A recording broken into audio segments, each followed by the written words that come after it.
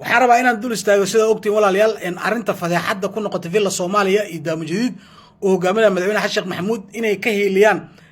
gabar muwaadin Soomaaliya waliba xildhibaanad ah gabadhaas u jeedin Marwe Cabdi Bashiir Allah waa gabar Muqdisho ku dhalatay Muqdisho ku barbaartay wax ku soo baratay kadib Kanada wax ku baratay kadibna Kanada ka shaqeeyay kadibna wadamada Carabta ka soo shaqeysay gabar experience leh khibrad leh aqoon fiican leh international ka waxa waaye mataqaana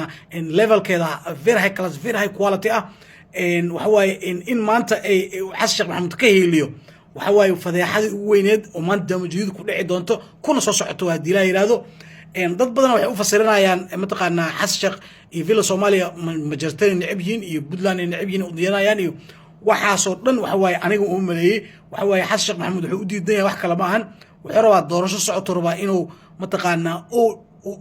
soo baxo sida wada ogtihiin marka asaga kaliisa madaxweyne kasta Afrikaan kursigaas iska jecel wada ogtihiin waa dhaqanka Afrikaanka ay leeyihiin waaye marka daamo jadiid waxay rabtaa haddii gabadhan ay guuleysato gudoomiyaha baarlamaanka adduunka haday noqoto awood aad u weyn ay yeelanaysa very powerful mataqaana ay yeelanaysa marka in meeshaas caqabada ay kaga imaadaan oo horta Xasan Sheekh ka cabsanooya taas waaye mataqaana gabadhan laba maahan afar qof aad tartamayso waa gudoomiyaha baarlamaanka adduunka waa baarlamaanka adduunka 179 dal mataqaana waxa waaye baarlamaankan uu ka kooban yahay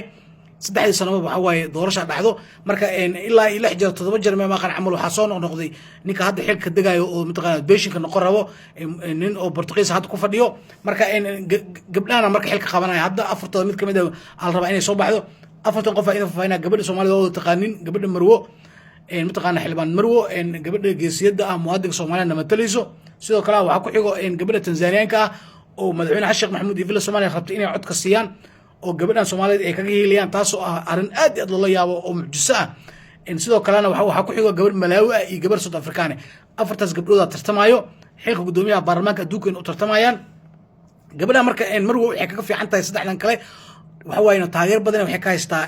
mataqaana baarlamaanka oo mataqaana adduunka 179 kaas dal ee taageer badan badan taageer ka haysta ilaa 200 taageer ka haysta maxaa yeelay baarlamaanka gudoomiyahooda lama rabo nin oo local lama rabo waxa la rabaa ninka inuu hadda ninka hadda xilku fadhiyo ka dagayo Portugiiska waa nin oo yadreesha ka soo shaqeeyay waa nin wadamo badan waxa waaye ka soo shaqeeyay way consul soo noqday way macna internationalka levelka la rabo qof caalamka dhan oo ka soo shaqeeyay oo macna yaqaano caalamka dhaqamada caalamka waxaas dhan laakiin afartan gabdhood gabadha Soomaaliyeed waxay u fiican tahay saddexdan gabdhood waxa waaye no Afrika ma aysan dhaafin macnaha wadamada Afrika ay ku wareegeen Afrika ma dhaafin laakiin gabadha Marwo waxay ka fiican tahay Kanada waxa waaye way ka soo shaqeysay Carabaha ka shaqeysay Soomaaliya wadamo badan oo Afrikaan marka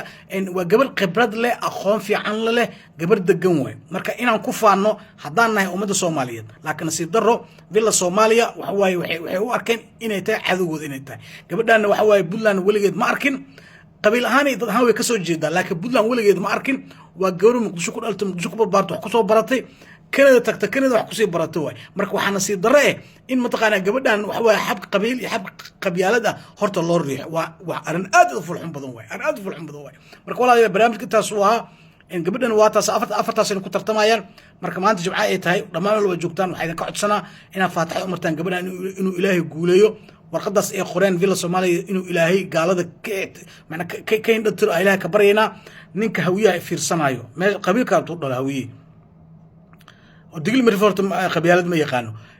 isaaqna hawsha ma ku jiro daaroodna gabadha ma ka soo horjeesanay hawiye way ninka hawiye fiirsanayo haddaad gabadhan qabiil darteeda haddaad ku cunsuriyeyso ama villa Soomaaliya arintooda aad ku raacdo